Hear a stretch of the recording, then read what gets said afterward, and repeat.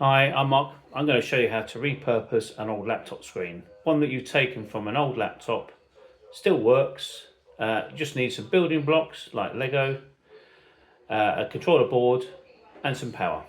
And that's it. So the start of the project obviously is the screen. This is an LCD screen that I took from a laptop that no longer functioned, but the screen worked fine. No scratches or anything on it, so this is a really good one.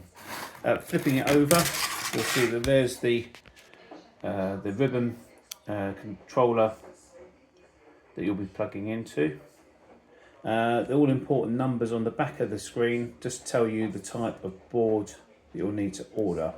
So this is the type of screen that we've got, so that's very important because if you order the wrong controller board, the laptop just won't operate.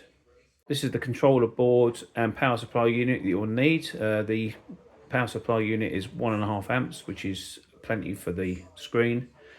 Please make sure that when you order that controller board that you order it off of the correct model number from the back of the LCD screen. As you can see, this is one that I bought from eBay. Both items cost less than 30 quid. So you can see I've already started a framework for the screen so that the screen does fit in fairly tightly. I put some bricks down on the baseboard so that there's some air going around the back of the screen because it is backlit. And you'll see now that I've put the screen inside. And that's also allowing plenty of space underneath the screen and also room to put the ribbon that will be connected to the controller board, and the controller board will sit here. Now this is just to show you how you fit the controller board to the back of the LCD screen, and it's all important numbers there to make sure that you order the correct controller board.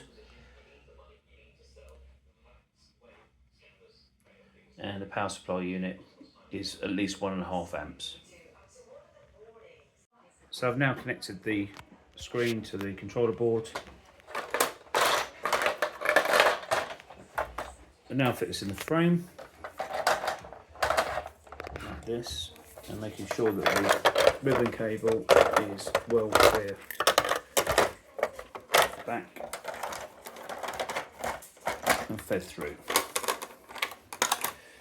Okay, so now we have our monitor in situ with the controller board,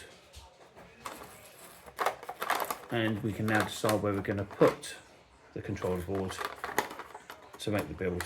What you need to do is make sure that you've got plenty of room around the side to put the power supply and HDMI cable. And this one, as it's got a remote control, I've also made a little slot for it up here so you can access it easily. So the power supply is good, and as you can see the screen is now backlit.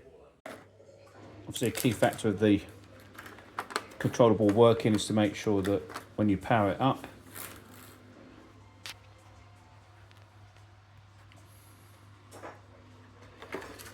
you've got all your cables connected before you finally seal it all in.